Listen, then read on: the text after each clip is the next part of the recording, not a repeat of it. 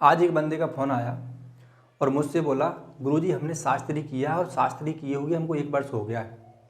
लेकिन अचानक एक मित्र का आज मेरे पास फ़ोन आया और उसने बोला तुमने शास्त्री डिग्री किया। अरे शास्त्री डिग्री तो ब्राह्मण करते हैं, अन्य वर्ण नहीं करते, क्योंकि उसमें ब्राह्मण ही जाते हैं जीएसयू की भर्ती का जो आप लक्ष्य बना रहे हो। और उसने मुझे चिंता दे दी, मेरे मन में हृदय में बड़ा ही भय व्याप्त हो गया है। गुरुजी मेरा मार्गदर्शन करें, मैं क्या करूँ। मेरे मन में एक वीडियो पैदा होता है, उस वीडियो को मैं आपके सामने रख रहा हूँ। देखो भैया, जितनी भी युवा से मैं कह रहा हूँ, मैं फिर से बोल रहा हूँ कि भैया नोटिफिकेशन में लिख के देते हैं हिंदू पंडित, और उनकी दृष्टि में हिंदू पंडित का मतलब होता है कि हिंदुओं में जो सर्वश्रेष्ठ हो, जो ज्ञान हो, हमारे पास आ जाओ, हमें आपको चाहिए। तो ये होता है। लेकिन अब समस्या ये है कि अन्य वर्ण क्या करे कि जो ब्राह्मणों जैसा बन जाए, जो वास्तव में पंडित बन जाए। हमें क्या करना चाहिए? सबसे पहले मैं अन्य वर्णों को सलाह देना चाहूँगा, अगर आप शास्त्रीय आचार इस दृष्टि से कर रहे हो, इस कारण कर रहे हो कि हम आगे जाके जेसीओ की तैयारी करेंगे या फिर हम जेसीओ बनेंगे, तो उसके लिए आपको अटूट मेहनत करनी पड़ेगी। मैं फिर से बोल रहा हूँ, अगर आप शास्त्री कर रहे हो, ये बहुत अच्छी बात है, बहुत अच्छी लाइन है, बहुत मज़े की लाइन है, बहुत ज्ञान की लाइन है। आप जीवन में ऐसा अनुभव प्राप्त नहीं करोगे अन्य जॉब में जो आप धर्म शिक्षक के जीवन में करोगे। जो धर्म शिक्षक बनकर करोगे, ऐसा अनुभव आपको कहीं नहीं मिलेगा। इसलिए मैं आप लोग से कहूँगा, अब आपको क्या करना है। सबसे पहले हमें क्या करना है, हमें संगति पाना है। संगति, तो सबसे पहले हमें संगति पाना है। और संगति कैसे पाना है? हमें किसी भी ऐसे ब्राह्मण देवता का साथ पाना है जो कर्म कांड का कार्य करते हो। आप अन्य वर्ण से हो, कोई दिक्कत नहीं है, आप चेला बन जाओ, पंडित जी से बोलो, पंडित जी हमें कुछ सीखना है, आप तो हमें सेवा बताइए, हम तो आपके दास हैं, बस हमें तो काम सीखना है। आप इस दृष्टि से, इस भाव से, लेकिन ध्यान रखना भाव पक्का होना चाहिए आपके इष्ट के प्रति। आपकी विचारधारा बिल्कुल परिपक्व होना चाहिए ज्ञान की तरफ, यानी कि हमें वास्तव में सीखना है, ये भाव होना चाहिए। ऐसा नहीं कि हमें ओनली नौकरी करना है इसलिए हमें सीखना, नहीं, हमें वास्तव में विद्वान बनना है, वास्तव में पंडित बनना है, वास्तव में हमें ज्ञानी बनना है। इस भाव से आप तैयारी करना, इस भाव से आप ब्राह्मण देवता के साथ लगना, तब आपको ज्ञान की प्राप्ति होगी और वही ज्ञान आगे जाके आपका सार्थक होगा। अगर आप इस भाव से करोगे हमें तो नौकरी करना है, तो वही सीखना है हमको जो हमें ज़रूरत है। देखो, ये धर्म शिक्षक की तैयारी आप कर रहे हो, इसमें बहुत सारे धर्म हैं। धर्म का मतलब है इसमें बहुत सारे शास्त्र हैं, उन सभी शास्त्रों का नॉलेज होना हमें बहुत आवश्यक है। हमारे एक शास्त्र नहीं है महाराज। अगर मैं आपसे बोलूं कि वेद की किताब उठा लाओ तो बहुत भारी होगी, बहुत बड़ी होगी, वो देखने में छोटी नहीं होगी।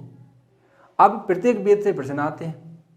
अगर मैं आपसे बोलूं कि आप मुझे कुछ हवन सामग्रियां दे दीजिए, तो आपको नहीं पता, क्योंकि आप अन्य वर्ण से हो, वो अन्य वर्ण ने कभी ये काम नहीं किया। तो ये तो पक्की बात है कि आपके सामने एक पर्वत है, आपके सामने एक पहाड़ खड़ा हुआ है, उस पहाड़ को आपको पार करना है, आपको जूझना है, संघर्ष करना है, गिरोगे, दर्द होगा, आप डीमोटिवेशन होंगे, कई बार हार मान जाओगे, यार ये तो ब्राह्मणों का काम है, हम नहीं कर पाएंगे, और वास्तव में नहीं कर पाओगे। थोड़ा सा भी लचीलापन, थोड़ी सी भी अगर आपने ढील रख दी महाराज, आप नहीं सीख सकते। अगर आप शास्त्री कर रहे हो, बहुत अच्छी लाइन है और बहुत सरल भी है सीखना।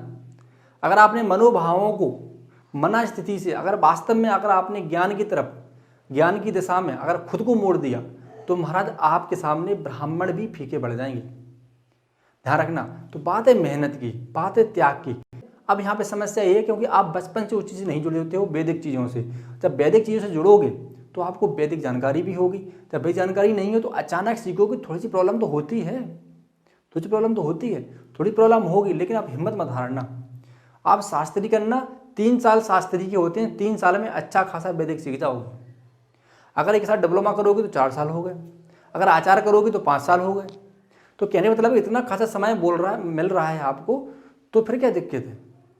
लेकिन इसके लिए आपकी वेशभूषा, आपका एटीट्यूड, आपके मंत्रों के श्लोक, आपके शब्द प्रॉपर परफेक्ट होना चाहिए, प्रॉपर सटीक होना चाहिए, स्पष्ट होना चाहिए, शुद्ध होना चाहिए, उच्चारण भी बढ़िया होना चाहिए। तब महाराज आप जाके धर्म शिक्षक की तैयारी करने की सोचना। देखो, मेहनत तो करनी पड़ेगी, ठीक है। तो इसमें कुछ को ध्यान रखना, मेडिकल फेट हो, दौड़ तो निकाल ही लोगे। बस आप ये बात आ गई कि हमें कर्मकांड, क्योंकि देखो आप पेपर पास कर लोगे, मुझे पता है। सुनो, आपको दिक्कत कहाँ पर है मैं बता देता हूँ। आप पेपर पास कर लोगे, हमारे माध्यम से भी तैयारी कर सकते हो या अन्य माध्यम से कर लो, बुक के माध्यम से कर लो, जो आपको रास्ता देखे उससे कर लो। इसके अलावा सामान्य का पेपर आप पास कर ही लोगे। अब रही बात आपके सामने कि साक्षात्कार हम कैसे पास करें। बस यही तो है महाराज, यही है कि हम साक्षात्कार कैसे पास करें। तो साक्षात्कार महाराज ऐसे पास करें, मैं बता देता हूँ। साक्षात्कार ये समस्या है, तो अन्न वर्ण की ये समस्या है। पेपर पास कर लोगे सामान्य ज्ञान का, धर्म का कर लोगे पढ़ के, ये समस्या। तो यहाँ पर आपको प्रैक्टिकली कुछ चीज़ें करके दिखाना पड़ेगा। आपसे भी कई प्रकार के सूक्त पूछेंगे, कई प्रकार के मंत्र पूछेंगे, कई प्रकार के संकल्प पूछेंगे, आचमन भी पूछ सकते हैं, आपसे हवनों के बारे में पूछ सकते हैं।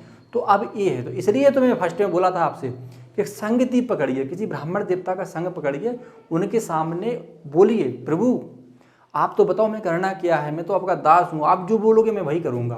वो जहाँ मैं गलती करूँ उसको आप सुधारने के लिए बोलना प्रभु, बस आप मुझे टोकते रहना।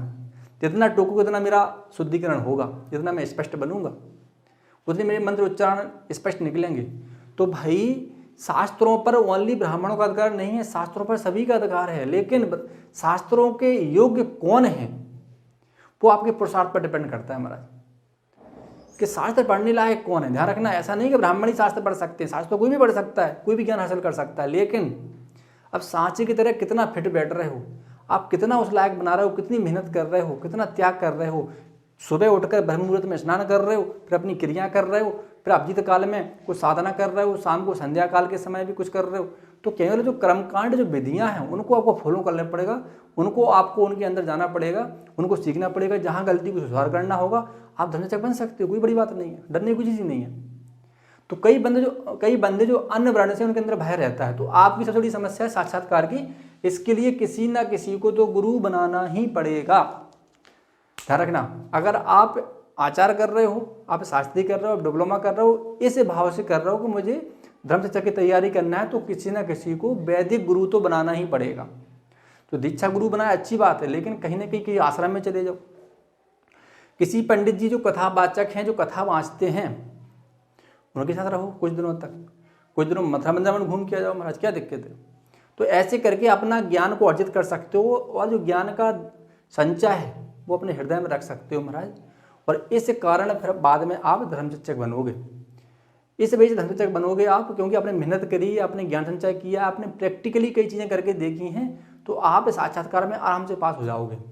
ज्ञान तो अनंत है महाराज, ज्ञान तो बहुत है, लेकिन जो उनके लिए उपयोगी है, जो उनके लिए ज़रूरत है कि हमको एक ऐसा वैदिक पंडित चाहिए जिसको वैदिक क्रियाएं आती हों, बस ये पूरा कर लो। ठीक है महाराज, एक वीडियो था सभी के लिए, अन्न वर्ण के टेंशन ना लें, जात पात इसमें कुछ नहीं होता है, ज्ञानी की पूंछ होती है, ज्ञानी बनो और धर्मचक्र में भर्ती हो जाओ। जय हिंद, वंदे मातरम।